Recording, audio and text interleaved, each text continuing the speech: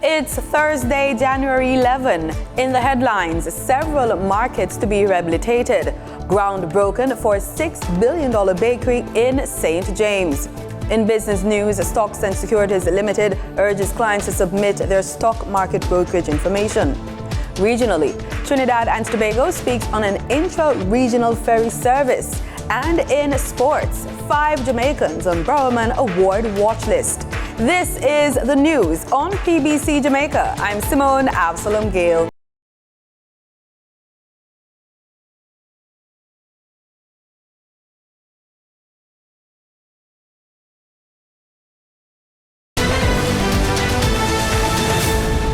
Cutting-edge plant robotics are just some of the features of the National Baking Company's soon-to-be-constructed 127,000-square-foot bakery in Montego Bay, St. James. Prime Minister Andrew Holness joined the chairman of the National Baking Company, Carl Hendrickson, at the groundbreaking ceremony recently. The bakery will be worth $6.7 billion. Mr. Hendrickson shared some details about the company's facility. The new facility will also stimulate regional growth and efficiently distribute to St. James, Trelawney, St. Anne's, Hanover, Westmoreland and St. Elizabeth. This is part of our ongoing commitment to delivering fresh product to these areas in as short a time frame as possible. This 120,000 square foot plant further enhances our capability to export using the Montego Freeport facilities when possible in the years to come. It's going to open new opportunities of tonnage, production tonnage and logistics, and it will allow us to better meet the demands of our growing international markets. He explains how National will incorporate the use of robotics for the first time in its businesses. We're installing the most sophisticated equipment available, and this will be computer-aided equipment controlled by advanced software, and will take out the most laborious tasks in the bakery business. And the bakery business has laborious, repetitive tasks. We're going to take them out. And this will allow our management to focus on quality, plant efficiencies, and most importantly, Minister Dunn, the well-being of our team. In his address, Prime Minister Andrew Holness highlighted Mr. Hendrickson's contribution to national development. When you consider the industries that you have added, whether it is in manufacturing, in agriculture, in tourism, the Hendrickson's name stands tall. And so all Jamaica owes you a debt of gratitude. When completed, the facility should have the capacity to produce over 3,600 loaves per day. It will be situated in Catherine Hall. It's set to be completed in 2025 and will enhance the organization's ability to export to places like the USA. The government plans to rehabilitate several markets and recreational spaces across the island. Prime Minister Andrew Holness, while on a tour of sections of St. James this week, said the move is aimed at modernizing the facilities and improving pedestrian and vehicular traffic while maintaining commercial flow. He says, quote, "It is part of our thrust for the improvement of local communities and urban spaces. That thrust will not only be improving markets, but also improving local recreational spaces such as parks.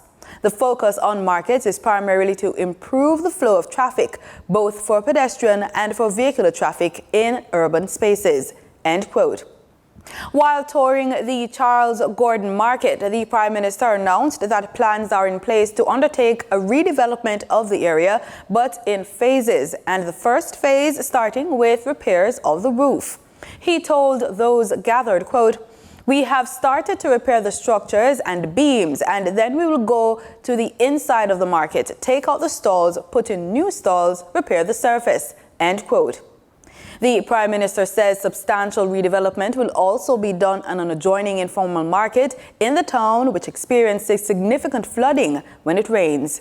He notes that from his observations, the level of commerce that could take place in the districts where the markets are located could be significantly more if traffic and commercial flows were properly organized. Somehow we treat our markets as if, there should be less than places where people can have proper sanitation, where people can feel free, a place where, you can have restaurants, all kinds of activities that people can feel free to come and use the facilities. Qualified contributors are being reminded that they may apply for refunds at any time during the year for contributions made in 2016 or earlier. Additionally, the National Housing Trust will extend the cash refund granted to eligible public sector workers for the upcoming year, 2024. We have the details from a recent JIS think tank. There's an exemption to that, though, as it relates to our public sector workers, where we have a current agreement which allows public sector workers who are NHT mortgagors to receive their refund as cash in hand. So, general principle, if you're a mortgager of the NHT, your refund goes to your mortgage account, and you'll see that reflected on your mortgage statement. But if you're a public sector worker, we have a current facility or an arrangement in place that extends to this current refund period, where those mortgagors are able to collect their NHT contributions refund as cash in hand. That was Assistant General Manager of Corporate Communications at the National Housing Trust, Dwayne Burbick. He reminded contributors that they can apply for their refund anytime throughout the year. January is generally our busiest refund period, but a reminder to our contributors that you really can apply for your contributions refund anytime during the year, and not just during that year, anytime after the refund period has begun for that particular year. So in other words, we're refunding 2016 now, but you can apply for 2016, 2015, 14, and any other earlier year that you have not applied for at any given time, at any given convenience that you choose. For persons experiencing difficulties navigating and submitting their applications, he says alternative assistance is available. The NHT, in perhaps extreme circumstances, we understand that individuals may have some challenges navigating the online platform. And in those instances, we do provide some assistance in our 13 branch offices and service centers island-wide, especially for persons who are elderly and need some assistance. They may not have that assistance at home. They can avail themselves of one of our kiosks in those offices. I should emphasize, though, that this is not a replacement to the online application process. It's really to offer guidance, because the application will only be made through that platform. Mr. Burbick says for qualified individuals, there are 3 channels for application.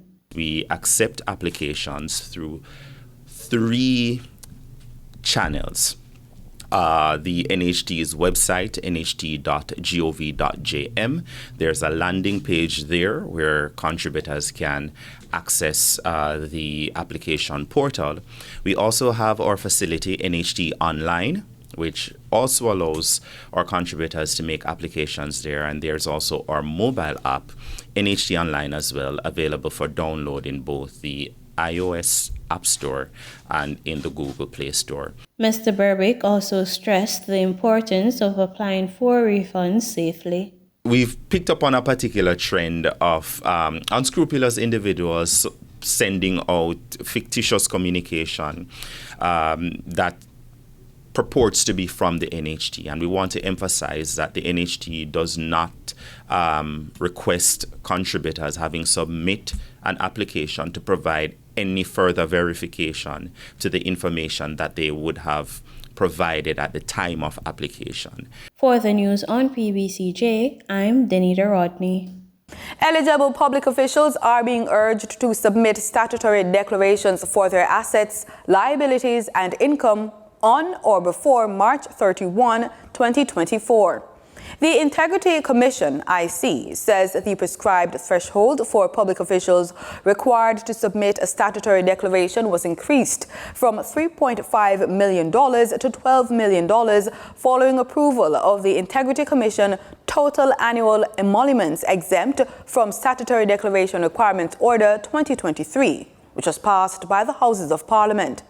According to the Jamaica Information Service, the increase was recommended by the Integrity Commission in September, citing the anticipated rise in declarations due to the increased salaries of workers under the Public Sector Compensation Review.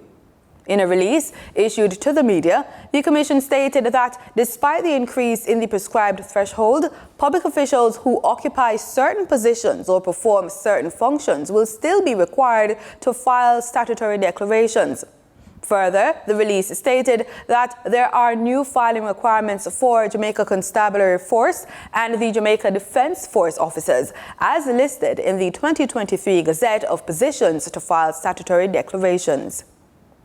In its endeavor to empower future scientists and engineers, the Digitel Foundation recently opened their 7th state-of-the-art smart room at the Homestead Primary and Infant School in St. Catherine. The installation of the new room should not only help to bridge the digital divide, but improve learning. Denise Rodney tells us more. Learning should improve. That is the hope of teachers at the Homestead Primary and Infant School. The school, located in St. Catherine, was recently gifted a smart room equipped with 12 laptops and tablets, a smart board, and printer from the Digitel Foundation. In an interview with JIS News, teacher Shauna K. Dehaney says with the new technology, she expects improvement in reading, numeracy, and literacy levels. Students at the school have expressed their excitement about the smart room and eagerness to learn, adding a promise to take care of it for future students. The Smart Room initiative forms part of Digitel Foundation's Science, Technology, Engineering, Arts, and Mathematics STEAM project, which is aimed at helping to bridge the digital divide. Reporting for the news on PBCJ, I'm Denise Rodney. Time now for the business report with Denise Williams.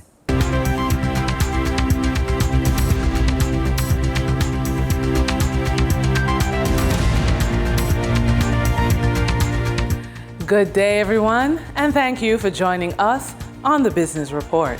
I'm Denise Williams, your guide through the latest happenings in the world of business. The temporary manager of disgraced investment house Stocks and Securities Limited, SSL, placed advertisements in the media alerting clients of SSL that they have 2 weeks from the date of the advertisement to submit their stock market brokerage information to the SSL team. As stated by the advertisement, clients with local equities and fixed income securities held at the Jamaica Central Securities Depository, JCSD, are required to indicate your receiving broker information, which includes 1. the name of the broker, 2. the JCSD account number at the receiving broker, 3. authorization to proceed with the required transfer from the primary account holder, 4. copy of valid government-issued identification and taxpayer registration number. The advertisement notes that if the SSL client does not have a receiving broker, the client will be required to create one with a broker of their choice to access their portfolio. Burrito Investments Limited has advised that its board of directors approved a resolution on January 9, 2024 for the payment of a dividend of $1.634 per stock unit to be paid on February 2, 2024 to ordinary shareholders on record at the close of business on January 23, 2024.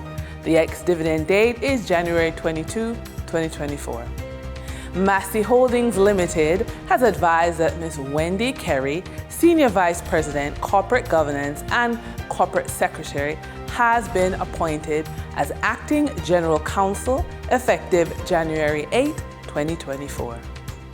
MFS Capital Partners Limited has advised that a meeting of its board of directors will be held on Wednesday, January 17, 2024, to discuss, among other things, the conversion of existing debt and debt to be incurred to equity, a rights issue, increasing the authorized share capital, and the implementation of a share option scheme or similar equity compensation program for employees.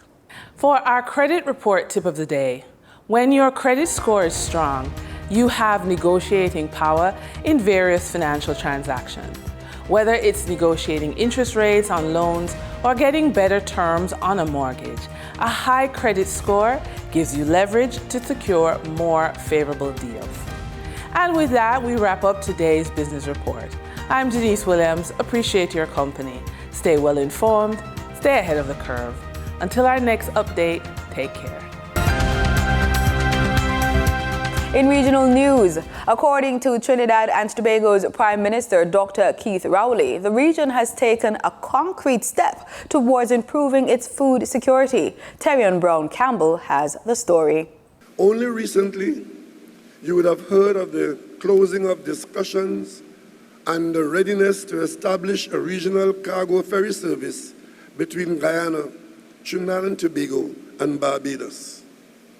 This is a decision which is driven by the need to move raw materials and fresh produce from the producing areas to the consumption and manufacturing areas within this subzone of CARICOM. Prime Minister Dr. Keith Rowley says the new intra-regional ferry service will provide more than food. The outcome of such a transportation service can only improve our food security, stimulate production across the region, create jobs and support affordable prices of the many agricultural products which we desire at our tables and in our hotel.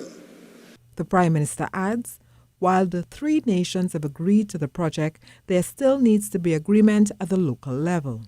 Tomorrow, Thursday, the Cabinet will sign off on this decision. And only this morning, the Minister of Transportation was instructed to ready the galleon passage for the inaugural trip as soon as that documentation is ready and the vessel is ready. Dr. Rowley made his comments during the ceremony to open the country's latest industrial estate at Phoenix Park on Wednesday. Terrion Brown Campbell, TDT News. With a focus on drug prevention awareness this January, there are concerns about the age at which Barbadians are exposed to drugs.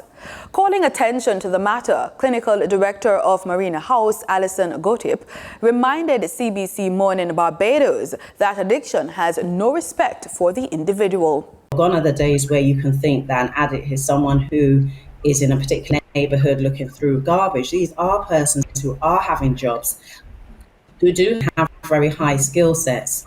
What we do for those persons who come in with, who do lose their job in the process is, whilst they're in treatment, actually look to see if we can re-engage their employer or maybe look for them to be employed in a different field. I always say to the staff, and one of our mantras at Verdun and Marina House is that we need success. We ourselves employ persons in recovery, so we can't ask employers to do something that we are not willing to do. So we do have staff members who we employ on the compounds of Verdun and Marina to show that it can work once you're sensitized to the issues with addiction. We have parenting workshops, we have family workshops, because we realize that it's not just about the adolescent or the teenager, it's actually about the entire household and how they actually function day to day with understanding and reducing substance use, finding preventative measures for it in the household, how you communicate in a healthy way, how you support that individual, both parent and child, when they're struggling with the substance use. And then from the household, they bring it into the session so that we can help them manage and support them with what they're experiencing. Minister of Parliamentary Affairs and Governance Gail Texiera yesterday said the government has written to Inter-American Commission on Human Rights requesting withdrawal of the precautionary measures granted in favor of the Amerindian community of Chinese landing in Bima. News source Gordon Mosley gives us the details of the submission. The indigenous Carib community in Region 1 that has long complained about a series of human rights violations and mining infractions. The Inter-American Commission on Human Rights, in granting the measures last July, said the people of Chinese Landing were in a serious and urgent situation, given that their rights to life and personal integrity was at serious risk. The international body urged the government to take necessary steps to uphold the rights of the indigenous people. But while addressing the issue today during a press conference, Minister Teixeira disclosed that the government is seeking a full withdrawal of the precautionary measures against Guyana. Because in fact, what we did with Chinese Landing, we asked for a withdrawal of the precautionary measures as they're not based on fact. And it's a misrepresentation. So we asked formally to the ISHR to withdraw the petition against Guyana. Following the granting of the precautionary measures, the government dispatched a non-ministerial fact-finding team to Chinese Landing to have a greater understanding of the issues facing the residents there. The residents of Chinese Landing Village Council have been calling for the government to revoke the mining permits issued to a businessman to operate on the land in the village. The Caribbean Court of Justice had flagged the Guyana-Georgian Mines Commission for issuing the businessman with a cease work order. According to the residents, the presence of the outside miners poses a threat to their safety and their well-being, as well as their socio-economic development. In a direct response to the precautionary measures, the government back in August halted all mining activities in the village. Minister Teixeira said the government has since submitted a report to the Inter-American Commission on Human Rights, which includes a body of evidence to support its position. Though it has received an acknowledgement of the submission, the government has not received a substantive response from the Commission.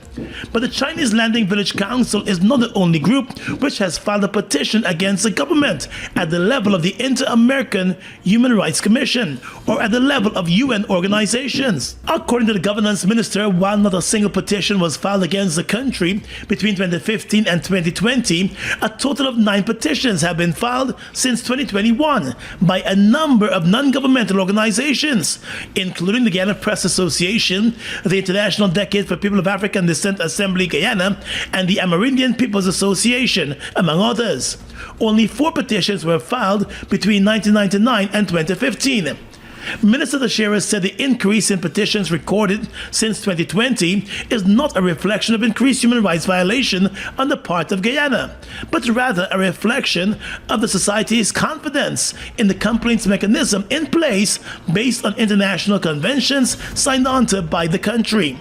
She said in keeping with its obligation, the government has a responsibility to respond to the petitions, and she noted that the majority of those cases, in her view, lack merit. Our right is to make sure that in our response that we are factual. In sports, 5 Jamaicans, including the 2023 men's winner Jaden Hibbert of the University of Arkansas, have been included in the preseason Browerman Award watch list, which was announced this week. Hibbert and his teammates high jumper Romain Beckford and World Athletics Championships long jump silver medalist Wayne Pinnock were named in the men's list, while long jumper Akeelia Smith of the University of Texas and high jumper Lamara Diston of Texas A&M University were named on the women's side. The Bowerman Award is presented to the best male and female track and field athletes in the U.S. college circuit each year since it was inaugurated in 2009. The Cricket West Indies senior selection panel has named both 15-man squads to play against Australia in 3 one-day internationals and 3 T20 internationals from February 2 to February 13, 2024. We have more in this report from Melvin Pennant. The ODI squad features 2 debutants, Grenadian top-order batsman Teddy Bishop and Guyanese wicket-keeper batsman Tevin Himlak. Also returning to the squad are Aiden Walsh Jr. and Kavem Hodge. Walsh Jr. last played in the ODI format in July 2022 when the West Indies played India in the Caribbean.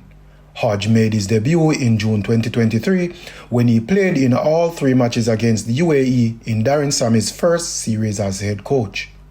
The white ball series will follow the upcoming test series between Australia and the West Indies, which begins on January 17 and concludes on January 29. Both teams will battle for crucial ICC World Test Championship points. West Indies have started their test preparations with a training camp in Adelaide with a 3-day practice match against a Cricket Australia 11, which started on January 10. Melvin Pennant, PBCJ News. And that's it for the news on PBCJ. Thank you so much for watching. Remember, we are the people's station.